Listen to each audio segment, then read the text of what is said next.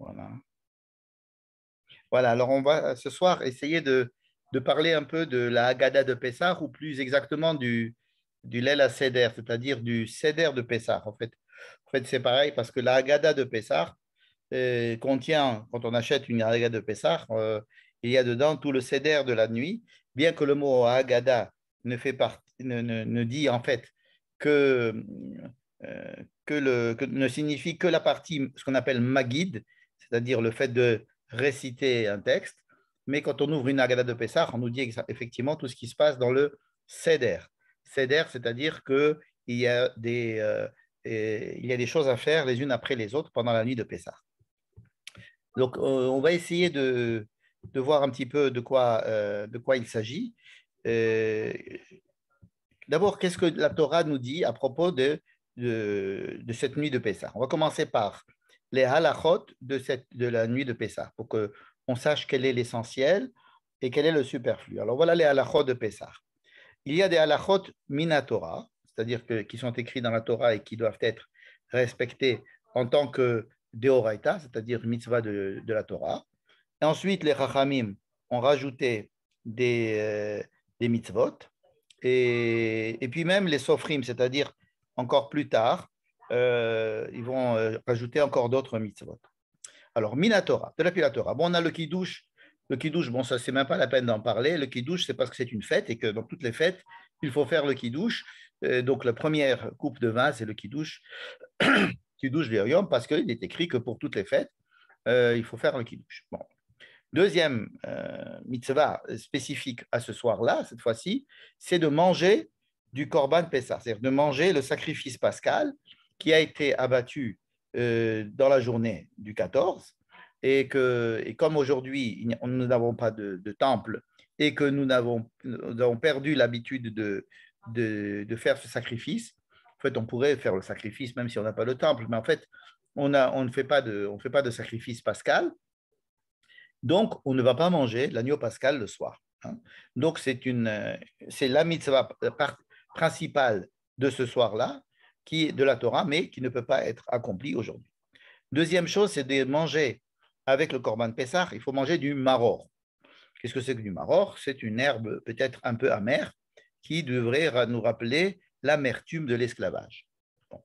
Alors, étant donné qu'on doit manger le maror avec le korban Pessah, regardez la phrase qui nous indique qu'il faut manger du maror dans la Torah, Ve'achelu et abasar hazeh tseli esh, donc il faut manger le korban Pessah grillé, ou matzot, il faut manger aussi des matzot avec lui, al merorim yocheluhu, il doit être mangé avec du maror. Or, le korban Pessah n'ayant pas lieu en ce moment, le maror n'est pas mangé du minatora, c'est-à-dire qu'on ne va pas manger du maror par la Torah. La Torah ne nous oblige pas de manger du maror ce soir-là, n'est-ce pas?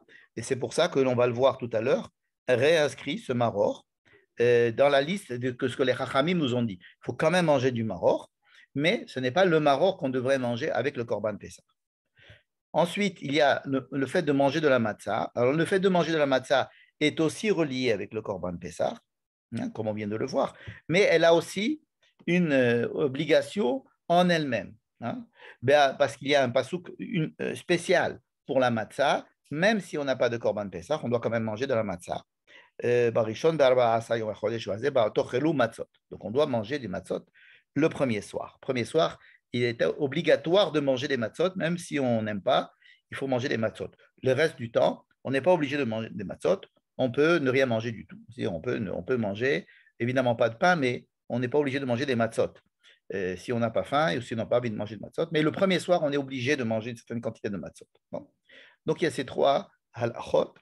Il y a aussi une autre mitzvah de la Torah, qui est les saper benissim shel yetziat Mitzrayim. C'est comme ça que dit Harambam. Alors, d'où on sait cela? C'est que dans Shemot, il y a écrit Zachor et hayom hazer shel yetziat Mitzrayim. Vous devez vous souvenir de ce jour où c'est sorti d'Égypte. Ki bechozeke adotziano et premisé velo yachel hametz. Parce que Dieu a fait des miracles pour vous sortir d'ici. Mais surtout, il y a une phrase qui dit Vehi gadeta levincha. Tu raconteras à ton fils ce jour-là, on sait que ce jour-là, c'est en fait ce soir-là, Ba'avour ze asarnai li besetim Mitzrayim. Vehi gadta lebincha. Le mot vehi gadta, c'est la source du mot hagada. Vehi gadta lebincha, c'est-à-dire que le but de cette mitzvah-là, de raconter, pas de se souvenir de la sortie d'Égypte, mais de raconter. Il y a une différence entre se souvenir de la sortie d'Égypte, qui est le zecher yetziat Mitzrayim, ça on le fait tous les jours. On le fait tous les matins et tous les soirs dans le Kriyat Shema, par exemple, par Parashat Tzitzit. Ça, c'est le zecher, on se rappelle de la sortie d'Égypte. Mais ce soir-là, il y a une mitzvah qui est totalement différente de se souvenir de la sortie d'Égypte, c'est de raconter. On va voir un petit peu de quoi il s'agit. Et ce problème-là de raconter les sapers, c'est-à-dire de répondre à l'injonction de Vehi Gadta Levincha, ça va nous poser des problèmes, c'est-à-dire que ça va être sujet à beaucoup d'éventualités et de mise en scène et de textes à lire et de toutes sortes de choses qui vont être mises justement pour essayer de répondre à cette injonction de la Torah, de raconter, c'est-à-dire d'avoir de parler, de dire à notre fils, c'est-à-dire de raconter à notre fils ce qui s'est passé en Égypte et les nissim qu'il y a eu en Égypte. Pourquoi? Parce que probablement, c'est quelque chose qui ne s'est pas terminé encore, la sortie d'Égypte. La sortie d'Égypte, on continue à la fêter, si j'ose dire, parce qu'on n'en est pas sorti complètement. On est sorti physiquement et historiquement d'Égypte, et ça a permis que tous les peuples puissent se demander d'être libérés, et la liberté des peuples à pouvoir être responsable de leur avenir eux-mêmes et à disposer de leur avenir. Ça a commencé à la sortie d'Égypte. Et donc, c'est un début, mais qui n'a pas encore eu son aboutissement. C'est-à-dire qu'on est encore un petit peu esclave d'Égypte, on est encore un petit peu, d'une certaine manière, assujetti à pas mal de petits esclavages, personnels ou collectifs. Et donc, il y a lieu de continuer à parler de la sortie d'Égypte pour pouvoir sortir d'Égypte encore. Quand est-ce qu'on arrêtera de parler de la sortie d'Égypte? L'Agmara le dit sans problème, il dira le jour où je vous ferai revenir en Israël au moment de la construction du troisième temple, et à ce moment-là, alors on ne parlera plus de la sortie d'Égypte. En tous les cas, on ne parlera plus de la sortie d'Égypte comme étant un événement capital auquel il faut faire référence pour nous inciter à continuer à travailler dans ce sens, mais on parlera de la dernière délivrance, la délivrance qui nous amènera en Israël, redevenir indépendant en Israël pour construire le troisième temple. Et jusqu'à ce moment-là, la sortie d'Égypte sera quand même l'élément le plus important qui va être celui qui va nous demander de nous améliorer, en tous les cas, de travailler pour. Et si on fête, encore une fois, et pour la dernière fois, si on fête la sortie d'Égypte, Yetziat Mitzrayim, c'est parce que c'est pas fini. Voilà, c'est pas fini. Manitou, Zichrono Libracha, il avait l'habitude de dire que lorsque Abraham a quitté Ur-Kasdim, il devait faire probablement tous les ans l'anniversaire du fait qu'il avait abandonné Ur-Kasdim. Mais une fois qu'il avait passé ça, personne ne demande plus de fêter la sortie d'Ur-Kasdim, étant donné que c'est une étape qui est derrière nous. Voilà. Donc la sortie d'Égypte n'est pas encore derrière nous tout à fait. Et quand il y aura le troisième temple, c'est-à-dire qu'il y aura une indépendance du peuple d'Israël qui reviendra dans sa grande majorité sur la terre d'Israël pour construire le troisième temple, à ce moment-là, la sortie d'Égypte sera reléguée à un second plan. Voilà. Donc, ça c'est, pour l'instant, nous avons donc l'injonction de Vehi Gadta Levincha. Tout le problème, c'est de savoir, Vehi Gadta Levincha, ce n'est pas une mince affaire. Aller parler à des enfants, surtout aller parler à des enfants aujourd'hui, ou aller parler à d'autres personnes aujourd'hui, ça pose un problème énorme parce que est-ce qu'on sait d'abord de quoi il faut parler? Est-ce qu'on est d'abord nous-mêmes au courant de ce qu'il faut raconter? Et est-ce qu'on a le langage qui soit adéquat et l'écoute adéquate Et tout ça, ça pose énormément de problèmes. Et c'est justement le problème du Leil HaSeder, c'est de savoir comment répondre à cette mitzvah-là. Manger du maror, ce n'est pas difficile. Manger de la matzah, pour certains, c'est un peu difficile, mais enfin, ce n'est pas la fin du monde. Par contre, raconter, Heigadta, faire la Haggadah, ça c'est beaucoup plus problématique. Les rabbins ont, après, au départ de la Mishnah, rajouté quelques mitzvot pour justement donner une certaine ambiance et nous indiquer dans quelle ambiance nous devons être ce soir-là. Ils ont ajouté ce qu'on appelle la Heseba, parce que c'était probablement à l'époque romaine, une manière de manger un petit peu allongé sur des lits, à demi allongé et accoudé pour pouvoir manger, et donc ressembler à un Romain à l'époque, c'était être libre, être un homme libre hein, par rapport aux gens qui étaient esclaves des Romains. Donc les Romains qui étaient libres mangeaient de cette manière. Donc les Chachamim m'ont demandé à ce que l'on mange comme ça s'appelle Heseba, c'est-à-dire s'accouder pour manger.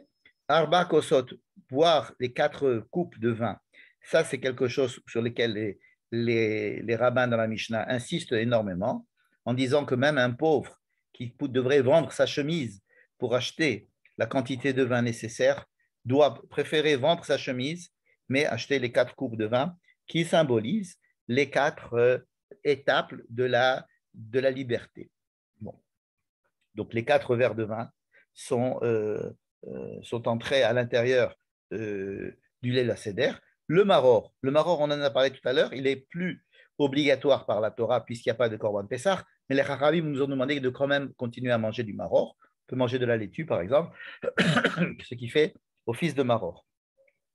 Les charoset, c'est ce fameux mélange comme ça de toutes sortes de choses qui devient un petit peu rouge ou roux, comme ça a été rajouté beaucoup plus tard par les sofrim. Takanat sofrim, ce qui fait que les charoset, étant donné que c'est bon et que c'est rentré à l'intérieur. Donc voilà de quoi sont formées les principales directives de la soirée. Alors, simplement un petit rappel historique. Comment ça s'est passé? Comment est-ce qu'on a vécu le soir du Seder depuis qu'ils sont sortis d'Égypte jusqu'à aujourd'hui? Alors, depuis 1300, moins 1300 ans, j'ai mis les dates un petit peu de l'ère chrétienne parce que c'est à elle qu'on est habitué pour donner une idée. Donc, depuis à peu près la sortie d'Égypte, donc vers le début du XIVe siècle, avant Jésus-Christ, jusqu'à la destruction du premier temple, n'est-ce pas? On n'a pas trop d'idées comment ça se passait. La seule chose qu'on peut savoir, c'est que il y avait probablement le Korban Pessah, donc il fallait manger cet agneau pascal. Mais qu'est-ce qui se disait? Comment est-ce qu'on mettait en pratique le fait de raconter la sortie d'Égypte? Ça, on ne sait pas du tout comment c'était. On n'a aucune trace de cette période, n'est-ce pas? Une petite remarque à ce sujet, une remarque personnelle. Il est très possible qu'il y ait une différence entre le livre de Shemot et le livre de Devarim. Dans le livre de Shemot, il est question que chacun dans sa maison fasse un Korban Pessah. Mais dans le livre de Devarim, il y a une injonction à ce que tout se passe à Jérusalem et qu'à partir du moment où on a construit un temple à Jérusalem, enfin dans l'endroit que Dieu aura choisi, comme c'est écrit, il faudra centraliser le Korban Pessah. Et donc le Korban Pessah ne se passait plus dans la maison de chacun, mais se passait à Jérusalem. Ouais. Donc il y a déjà une petite évolution, si vous voulez, entre le livre de Shemot et le livre de Devarim. Mais en gros, jusqu'à la fin du premier temple, on ne sait pas trop ce qui se disait, hein, à l'époque. Par contre, à l'époque du second temple, il est très possible que le Korban Pessah qui avait lieu, donc on pouvait amener l'agneau pascal et le manger, donc il fallait manger, il y avait probablement, d'après ce qu'on sait aujourd'hui, c'est qu'il y avait des tephilotes, il y avait des prières, et aussi quelques phrases, quelques passages qui avaient été déjà ordonnés à cette époque, mais on n'a pas un texte tout à fait bien clair de exactement ce qui se disait pendant le deuxième temple. Voilà. Par contre, à la fin du deuxième temple, hein, à l'époque de Hillel, vous savez que Hillel et Shammai, ils ont vécu pendant le deuxième temple, mais surtout après, c'est-à-dire depuis jusqu'en l'an 200 200 après Jésus-Christ, donc c'était la destruction du temple, mais il se rappelait un petit peu de ce qui se passait avant. Là, la Mishnah nous parle d'un véritable seder, c'est-à-dire qu'il y a des choses à faire, il y a les questions, par exemple, on a les 4 questions de Manishtana, on a Rabban Gamliel qui dit il y a aussi l'injonction de faire un commentaire de Arami Oved Avi, on va y revenir. Et aussi, il disait Becholdor Vador Hayav Adam. Ça, c'est la Mishnah. À l'époque de l'Agmara, c'est-à-dire à peu près entre l'an 500 et entre l'an 200 et l'an 500 après Jésus-Christ, nous avons évidemment comme base la Mishnah, hein, donc ce qu'il faisait, mais avec des développements, notamment le développement le plus important est celui de se dire entre Rav et Shmuel, et nous allons le voir tout à l'heure, justement ces développements-là. Ensuite, il y a eu l'époque des Géonim. Ça nous fait un petit peu réviser l'histoire juive. Les Géonim, par exemple le Rav Saadia Gaon, pour avoir une référence, c'est à peu près entre l'an à peu près 500 et l'an 1000, disons pour arrondir, n'est-ce pas? Et c'est eux qui ont rajouté le Halach Ma'ania.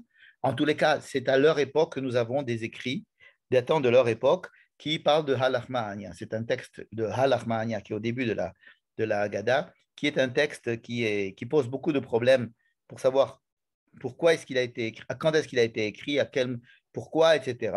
Mais on a des textes qui datent des Géonim, qui nous rajoutent le Halach Ma'ania. Les Rishonim, qu'est-ce qu'on appelle les Rishonim? Ce sont tous les rabbins qui ont vécu après les Géonim jusqu'à l'expulsion des Juifs d'Espagne, en gros. Donc depuis 1000 jusqu'à 1500. Là, j'ai vraiment arrondi les dates pour qu'on ait une idée de l'histoire juive. Les Rishonim. Alors, qui c'est les Rishonim? Vous avez tous les rabbins que l'on connaît, et les Espagnols avec Rashi, Ramban, etc., mais avant aussi les Français avec les Tosfot, Rashi, etc. Là, on voit apparaître, par exemple, Shefor Hamatra El Agoim. Bon, Shefor Hamatra El Agoim, c'est un texte qui a probablement été écrit, c'est-à-dire que c'est un texte que l'on lit après la Haggadah, après avoir mangé, et juste avant le Hallel, en demandant à Dieu de se venger des goïms qui nous font tant de malheur. Donc on suppose que ce texte a été rajouté pendant les massacres de Juifs en Europe, et ça a été adopté un petit peu partout dans les Haggadot, mais ça a été ajouté à ce moment-là. Acharonim, qu'est-ce que ça veut dire Acharonim? Eh bien, c'est depuis cette époque jusqu'à pratiquement aujourd'hui. Il peut y avoir dedans tous les rabbins post-expulsion d'Espagne. Et c'est eux qui ont, c'est à cette époque évidemment que la Haggadah telle que nous l'avons aujourd'hui, avec une petite version séfarade, une petite version ashkénaze, une petite version thémanie comme d'habitude, des petites versions comme ça, mais le gros, c'est fait donc à cette époque. J'ai marqué une dernière période, c'est celle de la création de l'État d'Israël, puisqu'il y a depuis la création de l'État d'Israël quelques Haggadot nouvelles qui ont été proposées, des Haggadot de l'armée, des Haggadot des kibbutzim, des Haggadot de toutes sortes, des réformés, plusieurs Haggadot qui ont été proposées. Mais nous allons ce soir nous attacher à la Haggadah traditionnelle, évidemment, puisque c'est celle qui est la plus répandue et celle qui est la plus complète, disons. Voilà. Donc, après ce petit rappel historique, vous voyez que la Haggadah, c'est comme un millefeuille, c'est-à-dire qu'il y a, l'essentiel, puis il y a des couches qui ont été rajoutées à chaque fois et qui ont été développées, soit en rajout, soit en explication, soit en développement. Et c'est ça qu'on va essayer de voir ce soir, parce que quand on voit une Haggadah comme ça, on a l'impression de quelque chose d'assez déconstruit, d'assez, en tous les cas, on n'a pas l'impression d'un seder. Seder en hébreu, ça veut dire de l'ordre. On a l'impression que la Haggadah est vraiment extrêmement désordonnée.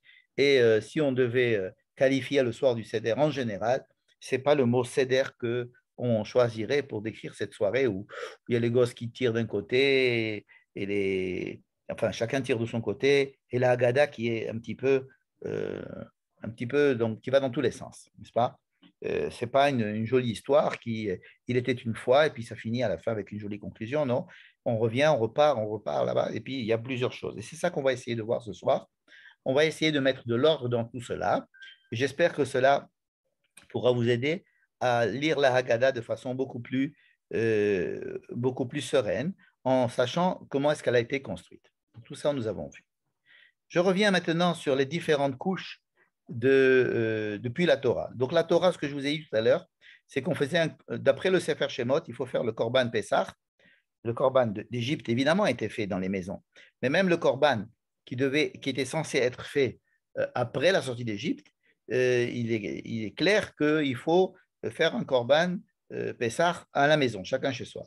Par contre, dans le livre de Devarim, surtout dans la paracha de Re'eh, il est clair que la Torah dit Lo tuchal lisboach et Pessah be'achat sharecha. Donc la Torah, après avoir dit qu'il y aura un endroit où sera concentré le culte et qu'il y aura un seul endroit qui sera soit le Mishkan, soit le Beth Amikdash. Il n'y a que là-bas qu'on pourra faire tous les sacrifices rituels. Et donc, le Korban Pessah aussi. Et c'est pour ça qu'il y a une phrase tout à fait particulière. Lo tuchal lisboach et Pessah be'achat sharecha. Tu ne pourras pas sacrifier le Korban Pessah là où tu habites, dans tes villes. Et si cette phrase a été dite, c'est parce que jusqu'à présent, oui, il y avait une Hava Amina, on pensait que c'était possible et que c'était la loi. Et là, à partir du moment où on demande qu'il y ait un seul endroit où tout sera concentré, donc on quitte l'idée de Shemot et on rentre dans une deuxième phase qui est celle de la concentration du rite à Jérusalem. Et donc tout le monde devait monter à Jérusalem. Il devait monter avant le 14 en tous les cas. Le 14, tout le monde allait au temple. Alors, il y avait un représentant par famille, si vous voulez, ou par groupe. Imaginez que le Korban Pessah, ce soit par exemple, disons, un mouton. Alors, si c'est un mouton, alors on va prendre un mouton, mais il va falloir manger un tout petit bout de mouton. Hein. Il ne faut pas du tout manger ça ne va pas être le repas principal, le Korban Pessah. Ça va être un petit morceau de mouton. Hein. Et donc, il faudra tout manger parce que tout ce qui reste le matin, on le brûle. Donc, on peut être, combien de personnes peuvent manger un petit morceau de mouton? Ça fait énormément de personnes. Donc, une personne prend le mouton, il a la liste de tous les gens qui vont participer à ce repas-là, et ces gens-là n'ont pas besoin d'aller au temple. Hein.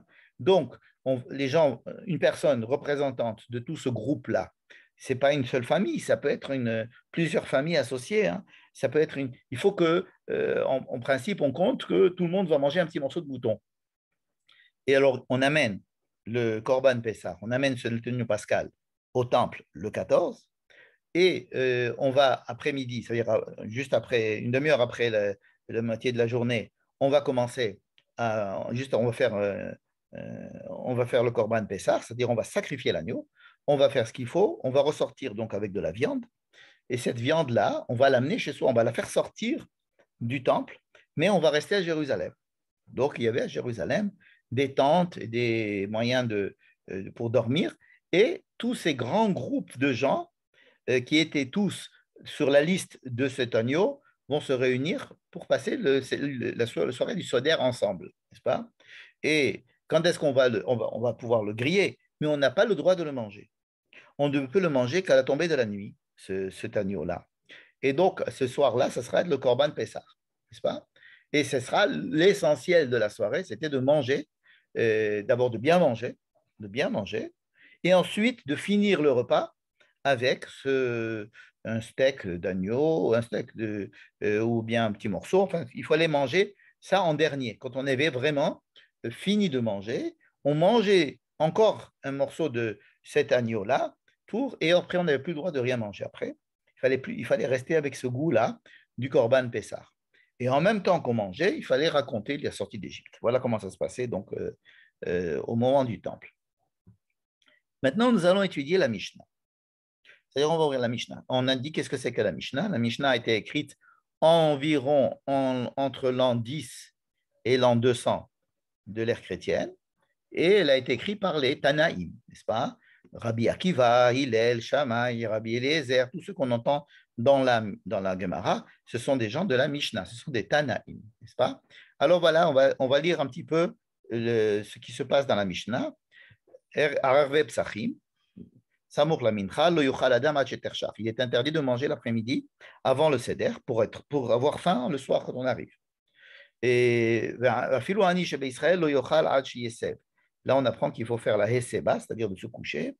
Velo ifratulo me arba kosot shel yain, et il faut absolument avoir 4 verres de vin. C'est des choses que nous avons dit tout plus haut. Mishnah Bet, Masgulo kos rishon. Le mot kos en hébreu, c'est soit masculin, soit féminin. C'est comme on veut. Masgulo kos rishon, vous pourrez trouver Masgulo kos rishona, peu importe. Donc, on verse le premier, on commence la soirée avec un verre de vin pour faire le kiddush, n'est-ce pas? Donc, ça, j'ai mis ici en rouge à quoi ça correspond à peu près à ce qu'on sait aujourd'hui. Ça s'appelle Kadesh. À l'époque, ça ne s'appelait pas Kadesh, hein?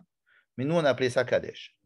C'était plus tard qu'on a donné Kadesh, Ulchatz, Karpas, Yachatz. Toute cette liste-là va être donnée beaucoup, beaucoup plus tard. Au début, il n'y avait pas de liste comme ça, mais on était assez. Il y avait un certain seder que la Mishnah décrit. Donc, c'est entre l'année 10 et 200 après Jésus-Christ. Donc, c'est-à-dire que ça relatait un petit peu la fin du deuxième temple et aussi la période où il n'y a plus de temple, évidemment. Alors, Hevi ou les fanav, Metabel Bachazeret, on l'y amène. Il faut qu'il vienne de ce qu'on appelle aujourd'hui le karpas. Il devait tremper. Pourquoi? Parce que ça se faisait comme ça chez les Romains. Il y avait un apéritif, ce qu'on appelle. Et l'apéritif, c'était des crudités, comme aujourd'hui, où il y a des carottes coupées, etc., des céleris. Maintenant, dans les bons qui douchent, vous voyez toujours ça. Pour les gens qui n'aiment pas les sauces et qui veulent manger sain, ben, c'était pareil. Avant, on mettait les gens en appétit en trempant ce genre de légumes frais, coupés et épluchés. Il fallait tremper dans quelque chose et le manger. Donc, c'était l'apéritif. Vous voyez qu'on suit tout simplement l'ordre d'un repas romain à l'époque. Et ça, il peut manger autant qu'il veut jusqu'à ce qu'il arrivera au repas. Chez nous, ça correspond au fait qu'on va se laver les mains et qu'on va tremper, on va manger du karpas. Bien. En fait, ce n'est pas pour réveiller l'attention des gosses, c'est parce que c'était comme ça que ça se faisait à l'époque des Romains. On prenait un apéritif. Et l'apéritif, c'était avec des petits légumes précoupés et trempés dans du vinaigre, dans de l'eau salée, dans quelque chose. Aujourd'hui, on tremperait ça dans la mayonnaise, mais en fait, bon, le soir du Seder, on continue à faire ça avec de l'eau salée. Et étant donné qu'on va tremper, donc on se lave les mains avant. Et et alors, on lui amène, hein, évidemment, puisque lui, on est chacun libre et d'un homme libre, donc on doit être comme un Romain. Et puis un Romain, on le sert. Il se fait servir, n'est-ce pas? Donc nous aussi, on doit se faire servir. Alors, un peut servir l'autre, ou on peut donner l'impression qu'on se fait servir, en tous les cas. Et alors, on lui amène, on lui sert, on lui sert de la matzah, chazeret, charoset, et un repas qui doit comprendre au moins 2 sortes de protéines, donc un bon repas. Voilà. Donc, tout de suite, il mangeait. Hein.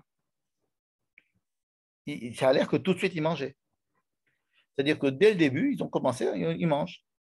Et ensuite, ils amènent le Korban Pessah. Quand c'était au Bet Amikdash, on amenait le Korban Pessah puisqu'on venait de manger. On a fini de manger. On a mangé 2 repas protéinés, ce qui est vraiment très rassasiant. Et ensuite, on a amené le Korban Pessah, c'est-à-dire l'animal qu'on avait abattu au Bet Amikdash dans l'après-midi, qu'on avait fait griller en fin d'après-midi. Et c'est à ce moment-là seulement qu'on peut manger de ce Korban Pessah. Aujourd'hui, nous ne mangeons pas de Korban Pessah parce qu'on n'a pas de Korban Pessah. Alors, on mange un peu de matzah et on appelle ça la ficomane. Et ensuite, il y a, après le repas, il y a ce qu'on appellerait aujourd'hui le maguid. On va faire ce qu'on appelle la haggadah. Et alors, on va verser un deuxième verre de vin. Et en versant le deuxième verre de vin, on ouvre, si vous voulez, la haggadah. On ouvre la discussion. Et c'est là qu'il y a les 4 questions de Manishtana. Et c'est tout à fait logique parce que Manishtana va être posée par l'enfant qui va quoi? Qui va voir qu'on vient de manger et qui va dire tiens, pourquoi on a mangé ça? Pourquoi on s'est trompé dans le machin? Pourquoi c'est comme ça? Il va poser des questions sur le repas que l'on vient d'avoir et qui a été un petit peu différent du repas que l'on prend d'habitude parce qu'il va y avoir de la matzah alors que d'habitude il n'y a pas de matzah. Il y a du maror, d'habitude il n'y a pas de maror. On va manger du korban Pessah grillé alors que dans l'habitude, la viande, on ne la fait pas griller le soir, ou bien ce n'est pas forcément de cette viande-là, etc. Donc, tout ce repas que nous venons de vivre va éveiller des questions, et donc les enfants commencent par poser des questions. Et les questions, c'est ce qu'on appelle Manishtana, on les connaît bien. Ensuite, la Mishnah dit une phrase qui est qu'on va maintenant parler de la sortie d'Égypte en respectant ce principe. Matril begnout ou mesayem bishvar. C'est-à-dire, tu peux raconter ce que tu veux pour la sortie d'Égypte, tu peux faire ce que tu veux, mais il y a un principe directeur. Un principe directeur pour essayer de répondre à ces questions de l'enfant. C'est-à-dire que comme nous avons maintenant éveillé la curiosité de l'enfant avec toutes ces choses-là que nous avons mangées et toutes ces petites différences, eh bien, il va falloir commencer maintenant à raconter. Et après avoir éveillé l'enfant, on lui raconte. On a attendu d'abord les questions pour pouvoir raconter et donc de faire la principale mitzvah de la soirée qui est le Vehi Gadta Levincha. Si l'enfant a posé des questions, c'est tout gagné. Hein. Tout le problème, c'est quand l'enfant ne pose pas des questions. Mais enfin, si l'enfant il a posé des questions manishtana, c'est tout gagné. En fait, des vraies questions, des questions qui lui sont chères. Et là, ce sont des questions qui sont censées provenir justement du repas. Je vous rappelle, on va le voir tout à l'heure, que ce n'est pas la même chose que l'on fait aujourd'hui. Vous avez bien remarqué, nous, on ne mange pas, on ne mange qu'après la Haggadah. Or, il semble dans la Mishnah qu'on mange avant la Haggadah. Vous avez remarqué ça? Bon. Je reviens à ce principe-là. Matril begnout umsayem bishvar. Il doit toujours commencer en disant que ce n'était pas bien. Par exemple, ah là là, avant, on était dans la misère. Et aujourd'hui, grâce à Dieu, nous sommes délivrés. La dernière, avant, moi, je ne savais rien de la religion. Maintenant, grâce à Dieu, je suis devenu un grand rabbin. Avant, enfin bref, vous devez commencer par raconter que ce n'est pas bien et ensuite de raconter ce que c'est bien. On va voir ça de quoi il s'agit tout à l'heure. Et aussi, une autre injonction de la Mishnah, Doresh me Arami Oved Avi. Qu'est-ce que c'est Arami Oved Avi? C'est un texte qui apparaît dans le livre de Devarim, dans Devarim, et lorsqu'il faut amener les bikurim, par chaque kitavo, hein, il faut amener les bikurim, c'est-à-dire les prémices. Quand on amenait les prémices au temple, hein, quelqu'un qui avait des prémices, il ne pouvait pas consommer ce qu'il avait récolté avant d'avoir amené les premiers fruits, il les avait ramenés au temple. Et au temple, il devait dire un texte qui racontait l'histoire juive. C'est-à-dire que avant que l'agriculteur israélien ne puisse consommer de ces fruits, il devait se rattacher lui-même à l'histoire juive. Hein, si on peut faire la différence entre juif et israélien, en se disant qu'un Israélien qui habite en Israël et qui a déjà travaillé son champ, bon, il faut lui dire, attends, c'est pas un champ, tu n'es pas en train de récolter un champ en Alsace ou en Algérie. Celui qui récolte son champ dans un autre pays, il a son champ, il récolte, il doit manger ses fruits. Or, en tant qu'Israélien, tu dois te rappeler que tu es juif. Tu ne peux consommer tes fruits que tu as plantés, que tu as récoltés, etc., que si d'abord tu te rappelles que tu es juif. Ça veut dire quoi, juif? Tu te rattaches à l'histoire juive. Et c'est à ce moment-là donc, que l'agriculteur israélien doit dire un texte qui raconte l'histoire juive depuis Abraham, Israël et Jacob en disant Arami Oved Avi, c'est-à-dire en racontant l'histoire l'histoire des patriarches dans les pays de Aram et qui ont quitté le pays d'Aram plus ou moins facilement, Abraham, Isaac, Jacob surtout avec Lavan, etc. Et toute l'histoire juive, et il doit prendre sur lui l'histoire juive. Et c'est ce texte qu'ont choisi les Chachamim qui citent dans la Mishnah pour dire, voilà, ben là, tu vas raconter l'histoire. Alors là, tu vas en racontant l'histoire juive, en prenant les versets de la Torah qui racontent qu'un Israélien qui n'a jamais été en Rousse Laaretz, lui, il est né en Israël, ses parents sont nés en Israël depuis des générations, il est parti planter ses figues, il va manger ses figues, on lui dit non, attends, avant de manger tes figues, rappelle-toi que tu es juif, et qu'il y avait de la galoute, et qu'il y avait un peuple avant, et tu fais partie de ce peuple. Hein, tu n'es pas là, né comme n'importe quel peuple sur n'importe quelle terre. Et c'est après seulement qu'il ait dit ce texte. Et donc, c'est un texte fondateur. C'est un texte fondateur de l'appartenance au peuple juif. Et c'est peut-être ça un petit peu le soir du Seder, c'est aussi de se rattacher à l'histoire juive et de se rattacher à ce peuple juif. Et c'est le soir où on va essayer de rattacher chacun. Et aujourd'hui, Dieu sait si cela est difficile de rattacher toutes les personnes qui sont autour de la table à une histoire juive qui est commune. Alors, peut-être que pour certains, la galoute ou l'histoire juive, c'est ce qu'ils ont vécu il y a quelques années, mais il y en a pour d'autres, c'est ce que simplement les arrière-arrière-grands-parents ont vécu. Et encore, s'ils sont morts dans la Shoah, ils ont peut-être coupé les liens avec ce passé. Et donc, Pessah, c'est pour essayer de relier la naissance du peuple juif et donc de redonner un petit peu un sens à notre appartenance au peuple juif. C'est comme si on devait aller tous les ans au Misrad Apnim, au ministère de l'Intérieur en Israël, par exemple, et de déclarer, bonjour, voilà, je m'appelle un tel et un tel, je suis juif, mon père est un tel, il est juif, et on fait partie du peuple juif, et on a été ça, et puis il raconte l'histoire du peuple juif, et tous les ans, il doit le refaire pour pouvoir continuer à avoir sa carte d'identité. C'est ça, Pessah. Pessah, c'est de remettre remettre à l'heure et recharger les batteries de la mémoire et donc de l'identité du peuple juif en tant que peuple juif. On ne parle pas ici de don de la Torah, on ne parle que de l'appartenance au peuple juif et le fait d'être... en fait, quand on dit le mot juif, à mon avis, on a déjà tout dit, surtout quand on fait la différence avec le mot israélien. Hein. En fait, après ça, l'Israélien doit se rendre compte qu'il est juif. Voilà. Et donc, c'est pour ça qu'ils nous ont donné ce texte-là. Vous savez que les gens de la Mishnah habitaient en Israël, ils savaient de quoi ils parlaient. Et donc, ils nous ont demandé de commenter ce texte, Arami Oved.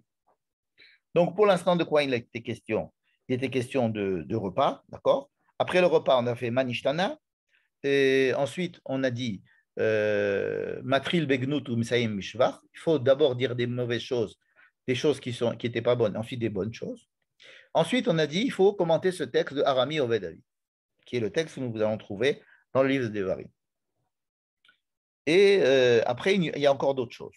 Alors, qu'est-ce qu'ils nous disent encore? C'est pas fini. Vous devez, il y a Rabban Gamliel, il dit attendez, moi j'ai une autre manière de raconter la sortie d'Égypte.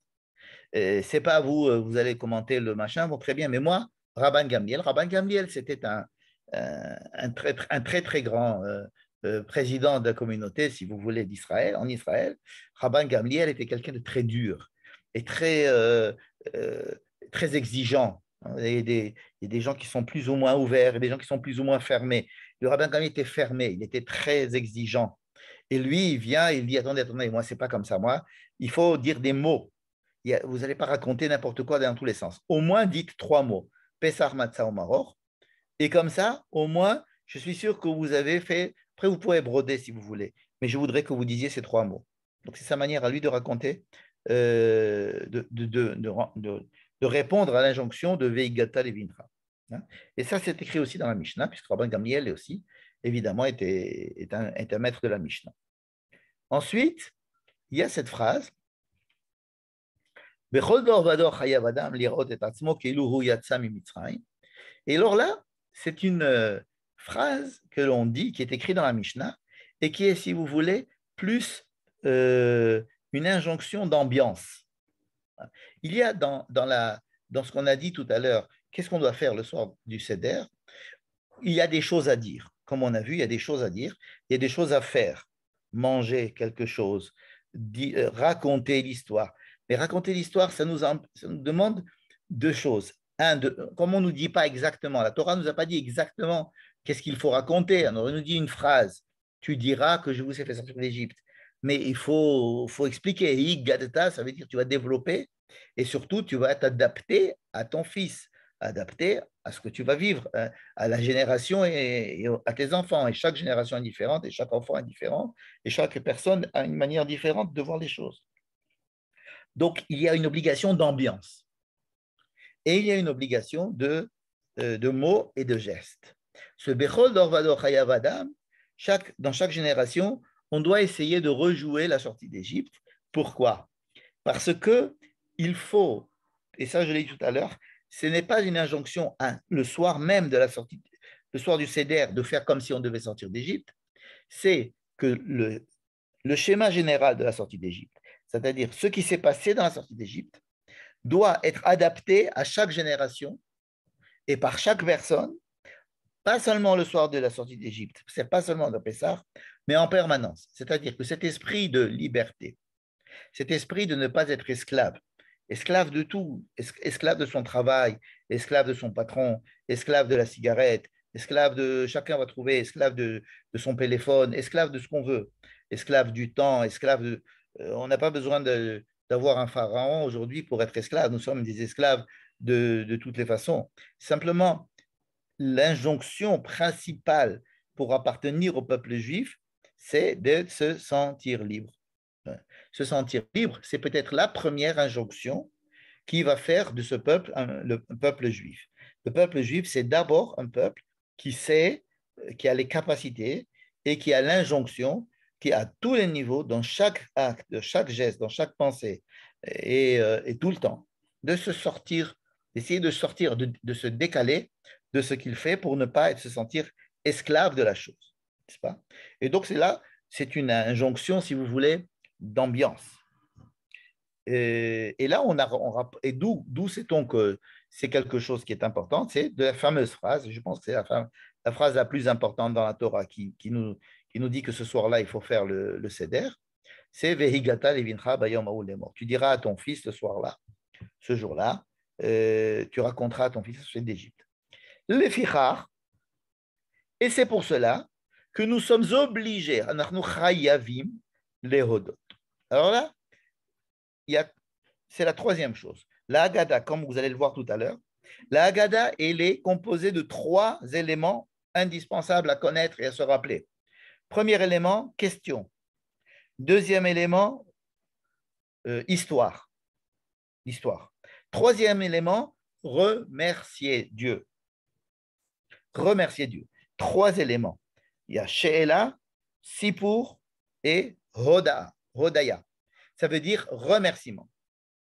Vous allez voir que tout à l'heure, on va rentrer, je vais vous donner le schéma et le secret de la Haggadah.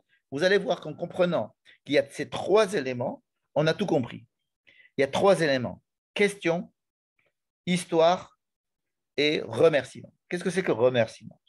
Remerciement, ça veut dire que nous devons être conscients qu'en étant juifs, nous faisons partie d'une histoire dont le but essentiel, c'est de nous apprendre la liberté. Deuxièmement, savoir que le peuple juif n'a pas d'existence logique, déterminée, une existence qui lui est due. L'existence du peuple juif n'est pas prévue dans les lois de la nature. Je m'excuse de dire ça comme ça. L'existence du peuple juif n'est pas quelque chose de, c'est pas une donnée, ce n'est pas quelque chose qui est mechouyav hametziut, comme on dit en hébreu, c'est-à-dire qui est une donnée existentielle. Non, le peuple juif a une existence pratiquement surnaturelle, extraordinaire. Quelque chose qui doit, c'est-à-dire que le peuple juif doit mériter son existence en permanence. Il doit travailler pour être ce qu'il est. Il doit remercier d'exister. Et là, quand on sait ce que c'est que l'histoire juive, arriver à remercier d'être juif, c'est l'une des choses peut-être les plus difficiles, comme on fait tous les matins en se disant merci, je te remercie de m'avoir fait juif. C'est-à-dire, bien que vivre en tant que juif, c'est quelque chose d'extrêmement pénible, ça apporte beaucoup de problèmes dans la vie avec les nations, et on est toujours au milieu des nations, mais on est obligé de se justifier vis-à-vis de notre existence même, d'essayer de montrer que notre existence vaut la peine d'être vécue. Et donc, il faut être méritant de notre existence. À la base, le peuple d'Israël n'est pas un peuple parmi les 70 nations. Il y a les 70 nations. Le peuple d'Israël est un peuple qui va essayer d'être un amalgame de la représentation de ces 70 nations, mais lui-même, ce n'est pas une nation parmi les 70. Et donc, il y a ici cette injonction à remercier et à reconnaître cette existence juive qui est le summum même de la soirée de Pessah, parce que non seulement on dit voilà ce que c'est qu'être juif, je suis juif, je me rattache au peuple juif et je remercie Dieu d'être juif.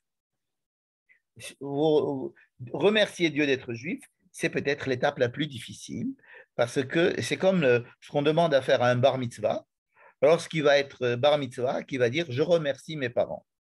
Cette prise de responsabilité sur sa vie pour pouvoir remercier ses parents, alors que jusqu'à présent, c'est ses parents qui ont tout décidé pour lui, en premier lieu de sa vie, c'est des parents qui ont décidé qu'il vienne au monde, c'est les parents qui ont donné cette éducation et qui lui ont donné qui l'ont mis dans cette école, etc. Il pourrait très bien dire, écoutez, moi, je suis pas d'accord et tous mes problèmes viennent de vous. Hein. D'ailleurs, il ne va pas s'empêcher de le dire plus tard. Mais le jour de Bar Mitzvah, il va dire quelque chose de, je ne sais pas s'il se rend bien compte, il va dire, je remercie mes parents. Je remercie mes parents. Remercier mes parents, c'est passer à l'âge adulte, c'est-à-dire prendre la responsabilité de son existence et cette fois-ci de remercier la cause et la raison et la source de notre existence.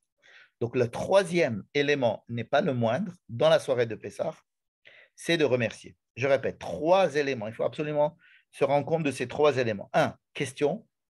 Pourquoi question? Parce que sans question, il n'y a rien qui se passe.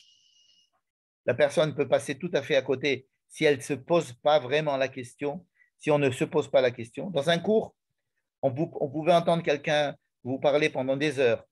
Si vous avez posé une question, même pas à l'auditeur, vous avez posé les questions à quelqu'un qui se trouve à côté de vous, ou quelqu'un à côté de vous a posé une question et vous avez pas la réponse, vous avez réfléchi avec lui, des 3 ou 4 heures ou de tout le séminaire, vous allez vous rappeler que de la question que vous avez posée et peut-être de la réponse à la question. C'est-à-dire que la question, c'est l'éveil, c'est le déclic, n'est-ce pas? Deuxièmement, c'est l'histoire, c'est-à-dire quoi raconter, qu'est-ce qu'il faut dire, comment parler, évidemment. Troisième, c'est le remerciement. Donc, She'ela, Sipur et Hoda'a, Hodaya ou Hallel aussi, si vous voulez. Et alors, ensuite, on nous dit qu'il faut après lire le Hallel. Et après, on dit Beracha, Birkat HaGeoula. Qu'est-ce que c'est Birkat HaGeoula? C'est la Haggadah. Elle n'a pas une bracha au début, mais elle a une bracha à la fin. C'est qu'il y a des choses qui ont des brachot au début. Par exemple, Birkat Amazon, on commence avec une bracha et on finit avec une bracha. Tandis que la Haggadah, on a commencé tout à l'heure par Manishtana, on va finir par une bracha à Geoula, Gaal Israël. La même bracha que l'on fait avant de faire la Hamida, dans la tfila de Harvit par exemple. Gaal Israël, ou bien le Shafrit, on dit la Geoula, Birkat à Geoula. C'est-à-dire que, qu'est-ce que c'est que la Geoula? C'est la délivrance. En fait, ces 3 éléments qui sont la question, l'histoire et le remerciement, c'est le matkon, c'est la recette de la Géoula. Géoula, c'est-à-dire quoi? Géoula, c'est la délivrance. Délivrance de quoi? Délivrance d'une servitude. Nous avons dit que nous sommes toujours on est toujours en servitude de quelque chose. Et que notre but, c'est d'essayer de sortir de cette servitude le maximum, au maximum. Et qu'on va prendre un tram, c'est-à-dire on va profiter justement de cette soirée pour essayer de voir en quoi est-ce qu'on pourrait être libre, se libérer des servitudes dans lesquelles nous nous trouvons. Et la sortie de ces servitudes s'appelle la délivrance, la Géoula. Alors, il y a des Géoulas, il y a des servitudes qui sont nationales. Quand le peuple est en exil et qui n'est pas sur sa terre et qui n'a pas les capacités de prendre sa destinée en main, alors il est en exil.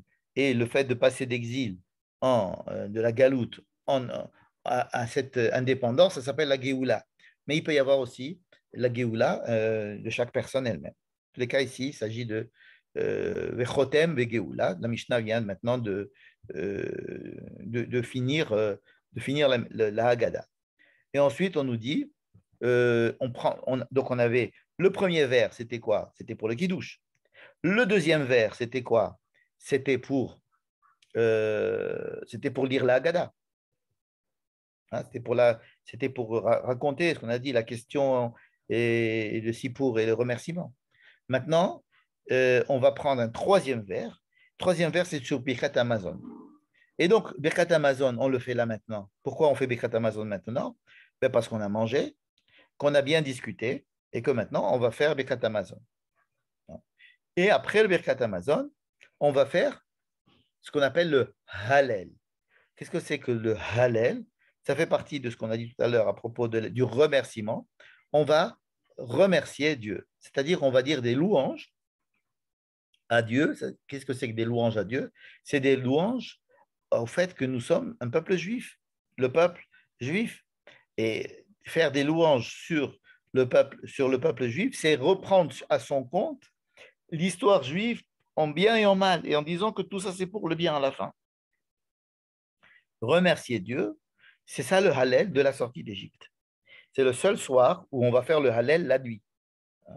Et ce Hallel-là va être dit à la fin. Voilà. Voilà ce que dit la Mishnah. Pour vous résumer, je vis ici un tableau. Je vous ai mis le seder que l'on fait aujourd'hui et ce qu'on vient de lire dans la Mishnah. Kadesh, on nous a dit qu'on prenait le premier vers, ça marche. Urchatz, bon, ils ne nous ont pas dit de nous laver les mains, mais je suppose qu'ils voulaient qu'on se lave les mains avant de tremper quelque chose dans de l'eau salée, karpas. C'était déjà dit dans la Mishnah, impeccable. Donc, depuis la Mishnah, on a toutes ces étapes-là. Ensuite, on mange. Dans la Mishnah, on mange. Chez nous, on ne mange pas. Hein? Ensuite, après manger, on prend un deuxième verre et sur ce deuxième verre de vin, on va lire ce qu'on peut dire la Haggadah. La Haggadah, c'est quoi pour la Mishnah? C'est les 4 questions Manishtana. C'est Matril Begnut Umseyem Bishvach, ça on ne sait pas encore ce que ça veut dire. Rabban Gamliel, il a dit Pesach Matzah Maror, Bechol Dor Vador, Lefichar et Birkat HaGeula. C'est ce qu'on vient de voir. Donc ça, c'était la Mishnah. Mais nous, on n'a pas eu le plaisir de manger. On va lire la Haggadah entièrement. Et ce n'est qu'après la Haggadah qu'on va manger. Après la Haggadah, on va faire Rochza, Motzi, Matzah, Maror, Korer, Shulchan, Orer, Tzafun. Et ensuite, on va faire Birkat Amazon. Donc ça, là, on rejoint Birkat Amazon de la Mishnah. Je voulais mettre en évidence ici le fait qu'il y a une grande différence entre le Seder de la Mishnah et ce que nous faisons aujourd'hui. Hein? Vous voyez, ces deux. À la Mishnah, on mangeait d'abord et on parlait ensuite. Ce qui est tout à fait logique, parce que le Manishtana, c'est sur ce qui vient de se passer. Or, quand nous disons Manishtana, il ne s'est encore rien passé. Donc, il n'y a aucune raison pour nous de dire ce Manishtana-là.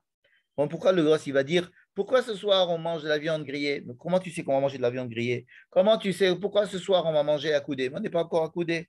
Pourquoi est-ce qu'on va se tremper 2 fois? On s'est trempé qu'une seule fois. Donc, le Manishtana n'a aucun sens. C'est parce qu'il a été pris de la Mishnah, et c'est des questions qui ont été dites après le repas. Alors, pourquoi est-ce qu'avoir décalé le repas? Entre la Mishnah et la Gemara, on a décidé de décaler le repas après la Haggadah. Pas beaucoup de gens sont au courant de ce que je viens de vous dire et sont même surpris de cette chose-là. Je posais la question à beaucoup de gens érudits. Ils m'ont dit, mais non, on ne mange pas avant. J'ai dit, ben, regardez le texte. Ah oui, non, mais il y a écrit qu'on leur amenait à manger, mais il n'y a pas écrit vraiment qu'ils mangent. J'ai dit, d'accord, mais il n'y a pas non plus écrit qu'ils ne mangent pas. Et puis après, on n'a pas dit qu'ils doivent manger. Et puis justement, ah ouais, c'est vrai. Bon, donc, alors, quelle est la raison pour laquelle on a déplacé le repas? Au lieu de le faire juste après le kidouche, hein, on aurait pu tout de suite manger et puis ensuite faire. Il est très possible, ça c'est une raison que je voudrais vous soumettre, c'est que, étant donné qu'à l'Agmara déjà, à l'époque de l'Agmara, on a déjà commencé à compliquer les choses, on a commencé à rajouter, parce que là, le nombre des phrases qu'il fallait dire, il n'y a pas beaucoup de phrases à dire. C'est-à-dire après le repas, on se fait une petite discussion avec des questions, réponses, merci, voilà, une bracha. Et puis c'est tout, on prend un troisième verre et Birkat Amazon, on a fini. Tandis qu'après la Gemara, elle va commencer à développer, et elle va dire, attends, qu'est-ce que c'est Matril Begnout, qu'est-ce que c'est Messayem Bishvar, patati, patata. Ça fait tellement un gros truc à dire qu'on se dit, si on leur donne à manger tout de suite, ils vont se barrer, ils ne vont pas faire la Haggadah. Donc, il est très possible qu'ils aient fait rentrer la Haggadah avant le repas pour faire un petit peu attendre les gens. Et d'ailleurs, aujourd'hui, beaucoup de gens se barrent après le manger, bien qu'on n'ait pas encore fait le Hallel. C'est parce que, étant donné que plus vous rajoutez des choses à dire, et obligatoires, et plus vous vous dites, bon, et si je le dis après le repas, ils vont plus être là. Je préfère les dire maintenant avant le repas. C'est mon explication un petit peu apicorsite de ce décalage qui est entre les deux. Mais en fait, on va passer tout de suite à l'Agmara. Et vous allez voir qu'on va bientôt arriver au clou de la soirée, à savoir comment est fabriquée la Haggadah. Regardez, il est écrit dans l'Agmara, Psachim, il y a écrit Rav Amar, Mitechila ovde avodazara ayu avotenu, Shmuel Omer abadim ayinu le paro bemitzrayim. De quoi s'agit-il? Rappelez-vous, la Mishnah dit Matril begnai umsayem bishvach. Il faut commencer par dire les mauvaises choses, ensuite dire les bonnes choses. Rav et Shmuel, c'est des grands rabbins de Babylone, c'est-à-dire qu'ils vivaient au IVe siècle, au IIIe siècle, au IVe siècle, donc bien après la Mishnah. Et ce Rav et ce Shmuel, ils avaient donc deux visions assez, j'allais dire complémentaires, pour pas dire complémentaires de la vie et du judaïsme. Rav a dit, il faut commencer par dire, au début, nous étions des idolâtres. Et grâce à Dieu, maintenant, Dieu nous a donné la Torah et maintenant, nous sommes tous, nous savons tous qui est Dieu et on fait une progression spirituelle formidable. C'est comme ça que Rav voit l'histoire, la progression de l'histoire. Il dit, avant, nos ancêtres étaient des idolâtres. Et grâce au mouvement de Géoula, nous sommes aujourd'hui tous Chachamim, des Nevonim, nous avons reçu la Torah, donc nous sommes un peuple de savants et de sages, on n'est plus, en tous les cas, on n'est plus d'idolâtres. Pardon. Shmuel, par contre, Shmuel voit les choses de façon politique. Il dit non. Ce qu'il faut dire, c'est qu'avant, nous étions un peuple d'esclaves, et nous n'avions pas l'indépendance politique. Aujourd'hui, nous avons l'indépendance politique. Pour Shmuel, c'est une histoire politique. C'est l'histoire de l'histoire même. C'est l'histoire telle qu'on raconte l'histoire. Rav, il voit ça sur le plan religieux, si vous voulez, et Shmuel, il voit ça sur le plan politique. Voilà. Donc Rav et Shmuel, qui parlent dans la Gemara, nous disent non, non, non, comment il faut raconter l'histoire de la sortie d'Égypte? Rav, il nous dit il faut raconter l'histoire de la sortie d'Égypte religieuse. Shmuel nous dit non, non, il faut raconter l'histoire de la sortie d'Égypte ou la sortie comme une avancée fondamentale sur le plan politique, et c'est l'indépendance politique qui compte, et le fait de ne pas être sous le joug d'un autre peuple et d'une autre civilisation. Donc, si vous voyez maintenant, à cause ou bien grâce à ce développement-là, qui va nous donner deux facettes différentes de la sortie d'Égypte, une politique, une religieuse, nous allons à l'intérieur de la Haggadah développer ces deux côtés à la fois politique et religieux qui vont nous donner, qui vont développer la Haggadah telle qu'on la connaît aujourd'hui pratiquement. N'est-ce pas? Par exemple, je vous donne, pour ceux qui connaissent la Haggadah par cœur, avant qu'on y vienne, par exemple, Gnout, qu'est-ce que c'est pour Rav? Qu'est-ce que c'est le Gnout? On a dit que Rav, c'était le religieux du couple, et Shmuel, c'était le politique. Alors, bon, les deux, ils étaient des grands rabbins, ne vous inquiétez pas. Mais Rav dit, d'abord, on était le Gnout, c'est de raconter que nous étions avant des idolâtres. Le père d'Abraham était idolâtre, Lavan était idolâtre, on s'est marié avec des filles qui étaient filles d'idolâtres, Sarah était fille d'idolâtres, Rivka, Rachel, Léa, tout ça c'était des familles d'idolâtres. Eh bien, nous avons réussi à prendre tout ce beau monde et en faire un monde de monothéistes, et nous avons reçu la Torah. Et le Shevar, c'est Baruch Hamakom, Baruch Shenatan Torah, Le'amo Israël, Baruch, béni soit le Dieu qui nous a donné la Torah. C'est ça le Shevar. quelle est sa manière de voir les choses? C'est de la voir de façon spirituelle, religieuse. Par exemple, quelles seront les questions qui correspondraient à ce Rav? Les questions qui pourraient répondre à Rav, est-ce que ce sont les questions de Manishtana? Non, Manishtana, les questions de Manishtana, comme on va voir tout à l'heure, c'est quoi? C'est des questions de qu'est-ce qui se passe? Tiens, pourquoi vous avez mangé ça? Pourquoi vous accoudez? Pourquoi vous faites ça? Ce n'est pas des questions religieuses, c'est des questions de la vie courante, de ce qui se passe dans la réalité. Tandis que pour Shmuel, les, les questions de Rav, donc ça va être quoi? Ça va être les quatre enfants. Chacham, ma avoda hazot lachem, en quoi est-ce que c'est une avoda? Comment il faut faire avec la ficomane? Et pourquoi est-ce qu'on fait ça? Des questions de religion. Tandis que Shmuel, pour lui, c'est tachles, c'est quelque chose de politique, c'est quelque chose de concret. Nous dire qu'est-ce que c'est sorti d'Égypte? On est sorti d'Égypte. Qu'est-ce que c'est, par exemple, la création de l'État d'Israël? On n'avait pas de pays, maintenant on a un pays. Avant, on nous poursuivait, maintenant on peut se défendre. Voilà pour Shmuel, qu'est-ce que c'est que la Géoula. Et donc, par exemple, quand il va faire il va dire le Shevar, merci, Baruch Shomer Avtachato le Israël, Baruch, n'est-ce pas? Merci de Dieu qui nous avait promis de nous faire sortir d'Égypte et qui en fait nous a fait sortir d'Égypte. Vous voyez? Donc c'est historique. Tfissa, politique, médinite. Et les questions de Manishtana correspondent à la vision de Shmuel. C'est-à-dire, Tachles, qu'est-ce qui se passe? Pourquoi tu fais ça? Pourquoi vous faites pourquoi est-ce que Pitom ce soir, il y a quelque chose qui se passe ce soir? Qu'est-ce qui se passe? Pourquoi vous faites le Seder? C'est un truc religieux là?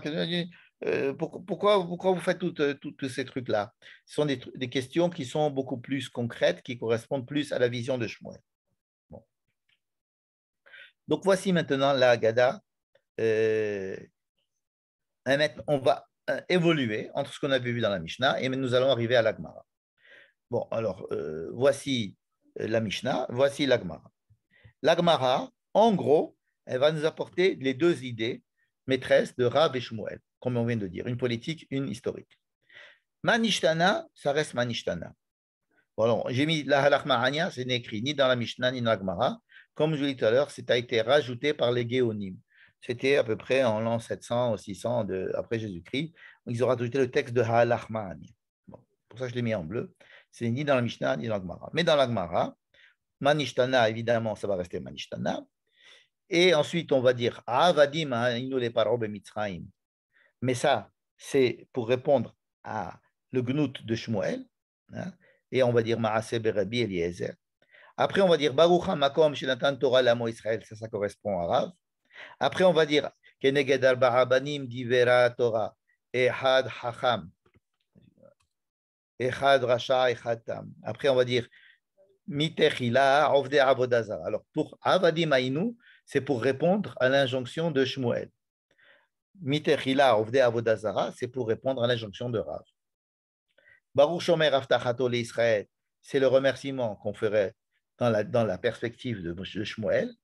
Baruch Hamakom Baruchu, c'est le remerciement que l'on ferait en perspective de Rav. Et donc, vous voyez comment est-ce qu'a été construit la Gemara ici, la Haggadah, pardon, ici. On a développé, si vous voulez, ce que la Mishnah parlait de Gnut et de Shvach. Voilà, ça a été développé. C'est pour ça que c'est si long. Parce que ça s'est développé en une vision politique, une vision historique. Ensuite, Arami Ovedavi, Arami d'Ovedavi, Rabban Gamliel, Rabban Gamliel, Bechol Dorvador, Bechol Dorvador, le Fichach, Hallel. Le Hallel est partagé en deux.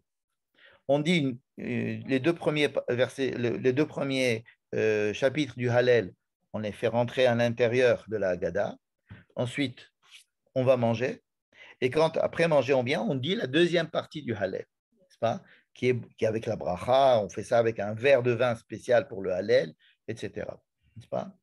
Et après, la Mishnah nous disait qu'à la fin, il faut faire Birkat Hashir. Qu'est-ce que c'est que Birkat Hashir? Il y a une marloquette dans la Gemara. Il y en a qui disent que c'est Nishmat Kol Chai Tebarer, on le dit. Et il y en a d'autres qui disent non, il faut dire Yahalelu Kol Maasecha Hasidecha Vesedikim Osel Somecha Ve'amecha Bet Israël. Donc nous, on fait les deux. Vous voyez que quand il y a une marloquette, qu'est-ce qu'on fait dans la Haggadah? On fait les deux. Et puis ensuite, Chad Gadia. D'où ça vient Chad Gadia? Ça a été rapporté très très tard. Première source qu'on a, c'est à Prague en 1590. Première fois qu'on a retrouvé Chad Gadia dans une dans une Haggadah de Pessah, et où il y avait aussi Echad mi Yodea. Donc, vous voyez que il y a, les rajouts dans la Haggadah se sont faits à toutes les époques. Bien. Maintenant, si vous avez de la force, c'est que là que ça commence à devenir intéressant. Voici la Haggadah. J'ai pris le Nossar de Harambam. Et vous allez voir que j'ai peint en vert, en rouge et en bleu ce dont je vous avais parlé au début, c'est-à-dire en vert, on va peindre les questions, en rouge, on va peindre l'histoire, et en bleu, on va peindre les remerciements. Rappelez-vous, il y a toujours ces trois questions, histoire et remerciements. Alors ici, Manishtana en vert. Ensuite, Avadim en rouge. Ensuite, en bleu, Baruch, Hamakom, Baruch. Ensuite, en vert, on va retrouver d'autres questions. C'est quoi les questions? C'est par exemple Chacham, Mahou Omer, Racha, Mahou Omer. Ce sont des questions, n'est-ce pas? Les 4 fils qui posent 4 questions. Ensuite, on va voir encore une autre manière de raconter l'histoire. Mitechila Ovde Avodazara. D'abord, on était des idolâtres. Ça, c'est la manière de Rav, si vous vous rappelez, de raconter l'histoire de la sortie d'Égypte à travers la vision religieuse. Ensuite, on va encore une fois remercier. Baruch Shomer Avtachato le Israël. Bon, ici, les Israël Ramos, c'est la version de Rambam. Vehish Amdal Avotenu, ça c'est le remerciement du genre remerciement de Shmuel. C'est la vision de Shmuel. Ensuite, il y a encore des questions. Ma Bikesh Lavana Ramila Sot le Yaakov Avinu. Je l'ai mis en vert. Ensuite, il y a l'histoire qui est racontée de Arami Oved Avi. Eh ben, c'est là que ça va devenir une autre manière de raconter l'histoire. Ensuite, là, c'est quelque chose qui n'apparaît pas dans la Haggadah du Rambam. Tout ce que je vous ai mis avec un grand trait noir à côté, ça n'apparaît pas dans la Gemara de Rambam, dans la Haggadah, pardon, du Rambam.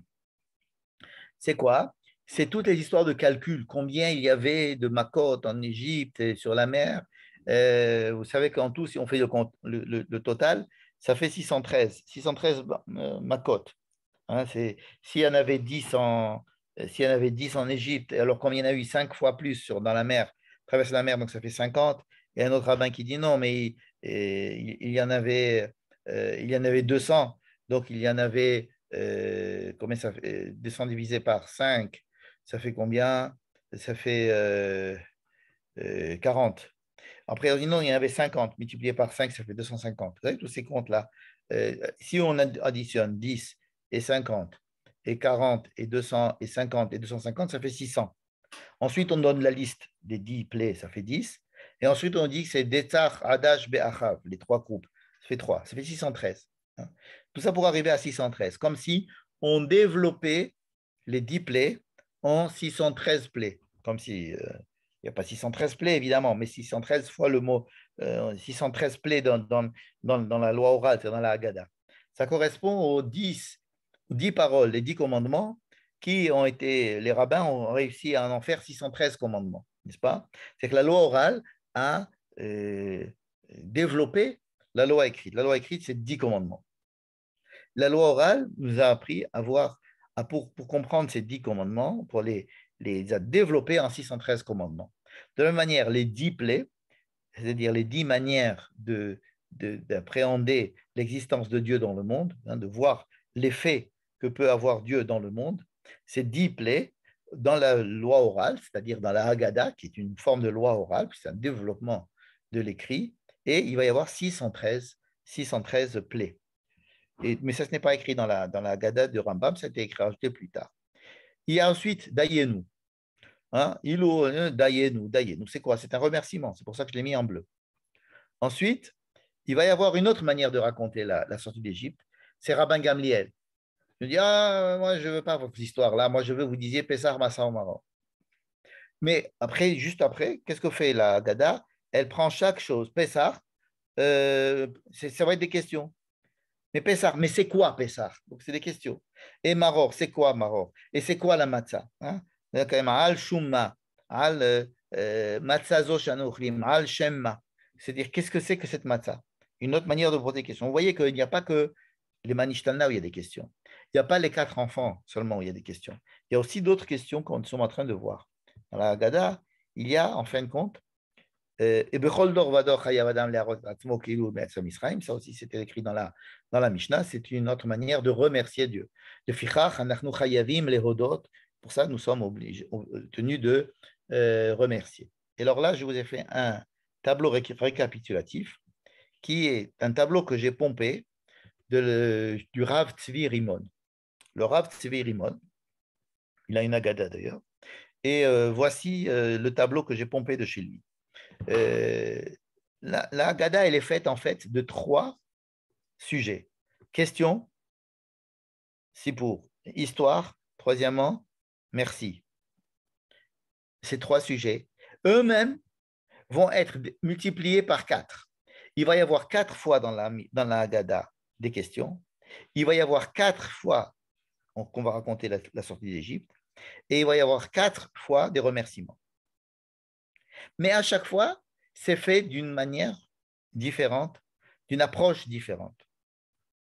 C'est-à-dire que la Haggadah va tenir compte, en fait, du fait qu'il y a énormément de manières d'aborder les sujets, d'aborder les problèmes,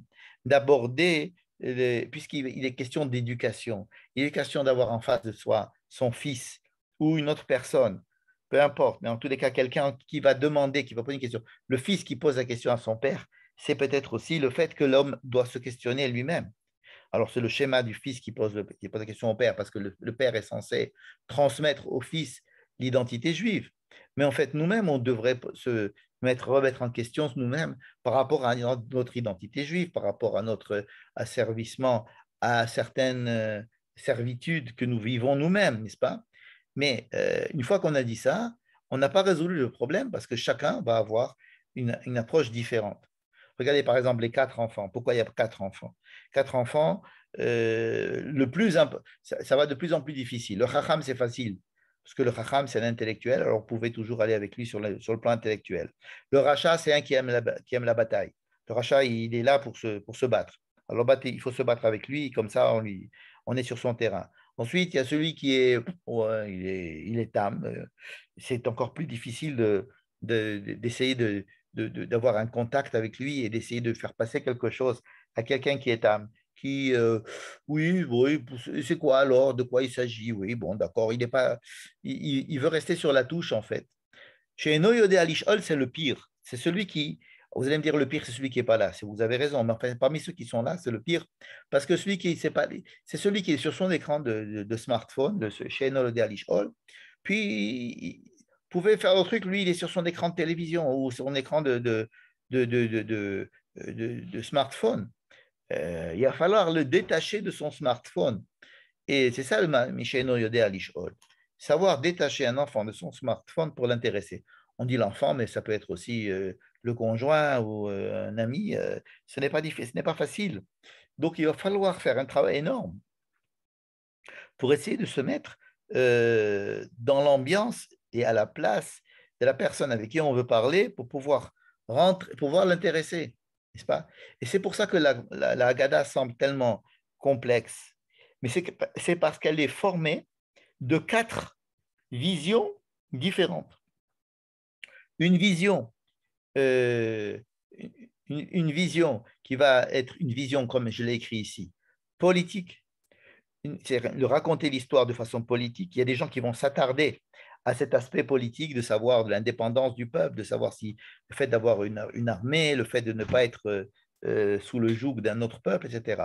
D'autres vont vous parler de l'histoire religieuse, que nous avons reçu la Torah et nous avons, grâce à Dieu, évolué dans notre spiritualité.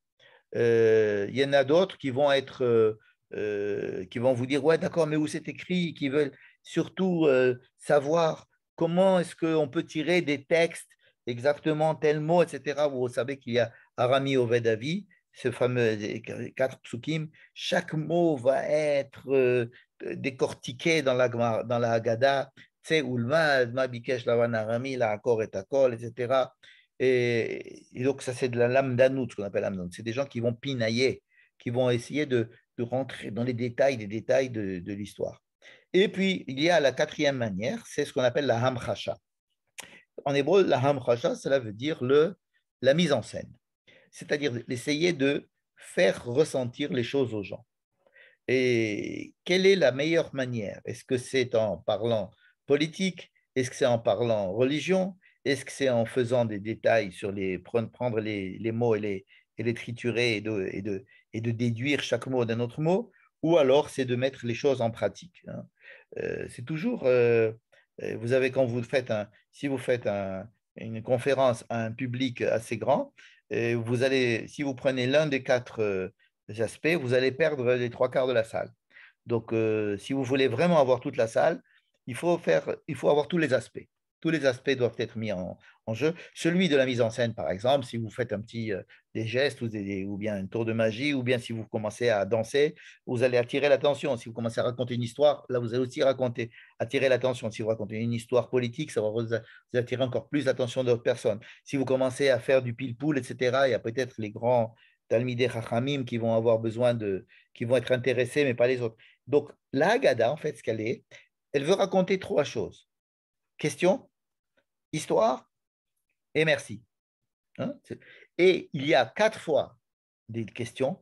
Il y a quatre questions. Il y a Manishtana, les quatre Chacham Tam Shen Yodei Alishol, Ma Bikesh Lavana Arami et Matza Ze Al Shumma. Ce sont ces quatre sortes de questions qui correspondent aux quatre niveaux dont je vous ai parlé, à savoir le politique, le spirituel, le lamdani, le savoir aller étudier les textes mot par mot, et la hamchacha, c'est-à-dire essayer de voir euh, comment est-ce qu'on peut mettre en place. C'est-à-dire, on vous dit matzah. Vous voyez, tu vois la matzah, ça c'est une matzah. Ah, qu'est-ce que c'est une matzah? Alors, vous voyez la matzah, c'est une matzah. Regardez là, les enfants, c'est une matzah.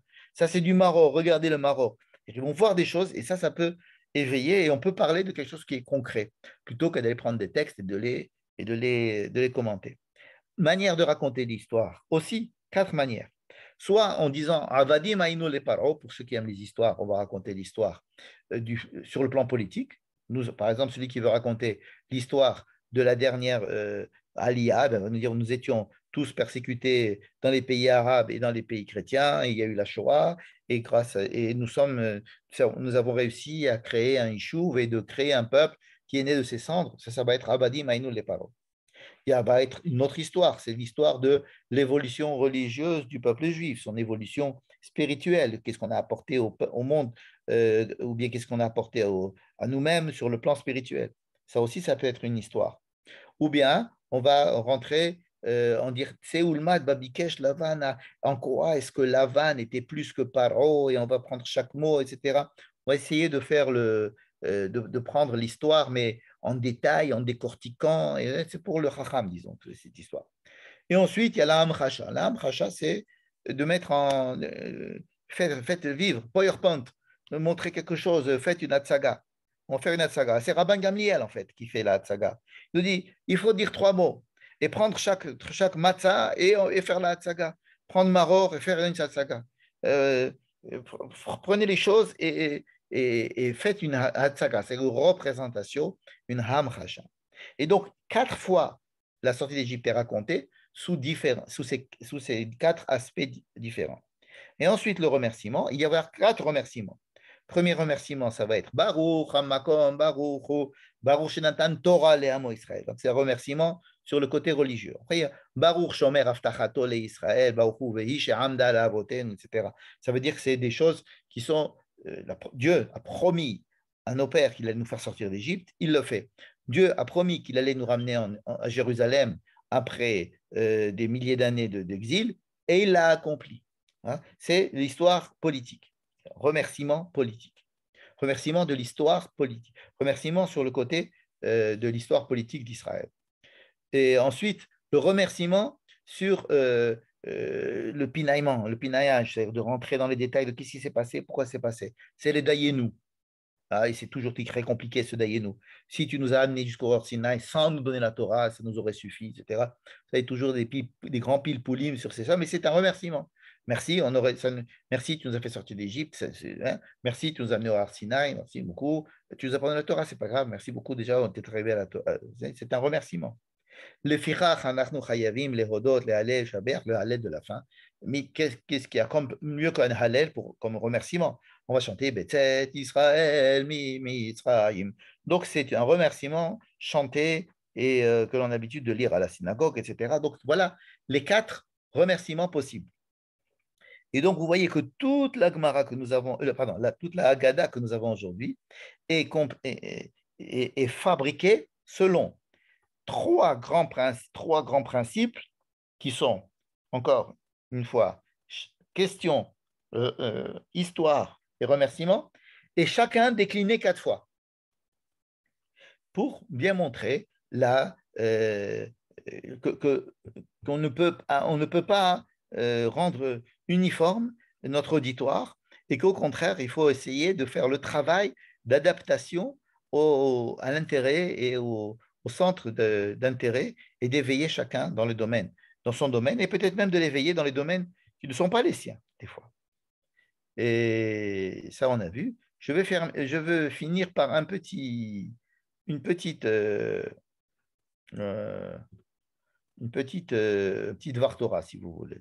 Peut-être c'était un petit peu technique ce que je vous ai dit ce soir. Alors, je vais faire un petit Vartora, si je le retrouve. C'est à propos de Maaseh Rabbi Eliezer, Rabbi Yoshua. C'est cette histoire qu'on raconte pratiquement au début, qu'il y avait 4 grands rabbins qui étaient réunis à Bnei Brak, on ne sait pas où c'est que c'est Bnei Brak, ce n'est pas le Bnei Brak d'aujourd'hui en tous les cas, et qui racontaient la sortie d'Égypte ce soir-là. Et alors, à un moment donné, les élèves viennent et leur disent écoutez, le soleil s'est levé, c'est le moment de faire Kirat Shema. Et juste après, il y a écrit que c'est pas là que je voulais vous montrer ce que je voulais marquer. Voilà, c'est plus, non, ouais, c'est plutôt ici. Et juste après, il y a écrit Amar Lahem Rabbi El-Azar ben Azaria. J'ai mis le mot Lahem en rouge parce que Rambam le rajoute, Lahem. Dans notre Haggadah aujourd'hui, il n'y a plus ce mot Lahem. Je pense que c'est une erreur. Il faut dire Lahem. C'est-à-dire, à ce moment-là, Rabbi El-Azar ben Azaria, qui était un jeune homme, se lève, il faisait partie de ces 4 grands rabbins, et il leur dit, vous savez, moi j'avais une question transcendantale, et je n'arrivais pas du tout à la comprendre, jusqu'à ce qu'il y ait un certain Benzoma qui est venu et qui, grâce à lui, m'a donné la réponse. Bon. Quel rapport? Et pourquoi est-ce que ce Rabbi El-Azar ben Azaria, il parle maintenant alors que les élèves qui viennent de rentrer à l'intérieur de la salle et leur disent, écoutez, messieurs, arrêtez de continuer à parler, c'est le moment de faire Kirat Shema, et la halakha avant tout, il faut maintenant faire l'Inyan et faire le Kirat Shema. Et à ce moment-là, Rabbi Elazar ben Azariah leur raconte cette histoire. Et cette histoire n'a rien à voir avec la sortie d'Égypte. C'est vrai qu'elle parle du fait de dire tous les jours, de l'Eazkir, de se souvenir de la sortie d'Égypte tous les jours dans le Kirat Shema. Mais ça ne correspond pas au Sipour de Yetziat Mitzrayim. Rappelez-vous, au début, on avait dit qu'il y a une grande différence. Il y a une mitzvah de se rappeler de la sortie d'Égypte tous les matins et tous les soirs. Et ça, c'est le sujet d'ailleurs de l'enseignement de Rabbi Elazar ben Azaria. Mais ce qu'ils étaient en train de faire ce soir-là, c'était qu'ils parlaient de la sortie d'Égypte elle-même. Hein, si c'était par exemple le soir de la Haggadah, ils parlaient du Sipour, Yetziat Mitzrayim. C'est tout à fait différent. Vous avez vu que toute la soirée, ce soir, on a parlé des difficultés et des différentes approches d'essayer peut-être de faire Veigata Levincha Bayom Lemor. Alors que Zecher Yetziat Mitzrayim, ça on peut le faire le matin en disant Anochi Adonai Lecha Sherotset Yechamer Mitzrayim Bet Avadim, ça suffit, ou bien de dire ce qui est écrit dans Kriyat Shema, ça suffit. On a rappelé la sortie d'Égypte. Donc ici, le sujet que ramène Rabbi Elazar ben Azaria n'est pas forcément relié à l'histoire de la sortie d'Égypte. Mais quoi? Qui est ce Benzoma d'abord? Benzoma, il ne s'appelle pas Rabbi Benzoma, il s'appelle Benzoma. C'est très bizarre, pourquoi il ne s'appelle pas Benzoma? Alors, il y en a qui disent qu'il est mort jeune et il n'a pas eu le temps d'être Rabbi. Okay. Mais on fait par contre, on le cite parmi les 4 plus grands Tanaïm, c'est-à-dire maîtres de la Mishnah, qui sont rentrés dans le Pardes, c'est-à-dire qui ont étudié la Kabbalah pour rentrer au fin fond de la Kabbalah. Les 4 plus grands Benzoma, donc ce n'est pas quelqu'un de simple. Mais par exemple, Benzoma, c'est celui qui va dire Ezeu Chacham Alomen Mikol Adam. Hein? Ou bien celui qui va dire, c'est-à-dire que Benzoma, c'est celui qui refuse presque de s'appeler Rabbi Benzoma. En fait, il s'appelait Rabbi Shimon Benzoma. Il ne veut même pas s'appeler de son nom, il rappelle le nom de son père, le fils de Zoma, n'est-ce pas? En fait, Rabbi Elazar ben Azaria est un jeune rabbin qui vient et qui dit, écoutez, nous sommes là tous, on s'est tous réunis, Rabbi Akiva, Rabbi Tarfon, tout ça, on est tous là, et on est en train de parler de grands secrets de la sortie d'Égypte, patati patata. Et pendant ce temps-là, nos élèves sont dehors. En fait, il leur dit, mais pourquoi ces élèves-là sont dehors?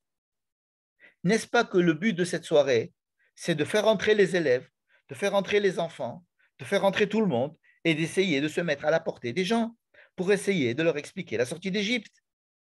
Vous êtes à côté de la plaque, messieurs. Écoutez, moi-même, je suis un grand, ok, je suis jeune, mais je suis aussi, c'est comme si j'avais 70 ans, je suis quelqu'un de très important. Et j'ai eu besoin d'un élève à moi qui s'appelle Benzoma, qui est l'élève par excellence. Et c'est grâce à cet élève que j'ai compris des choses que je n'avais jamais compris dans ma vie. Et en fait, Rabbi Elazar ben Azaria est en train ce soir-là d'expliquer à ces grands rabbins qui sont Rabbi Akiva, Rabbi Tarfon et Rabbi Yoshua, il est en train de leur dire, écoutez, arrêtez de vous enfermer dans une tour d'ivoire en mettant à l'extérieur vos élèves et en les laissant attendre que le soleil se lève, les utiliser simplement comme boussole ou comme réveil matin. Il faut les faire rentrer à l'intérieur.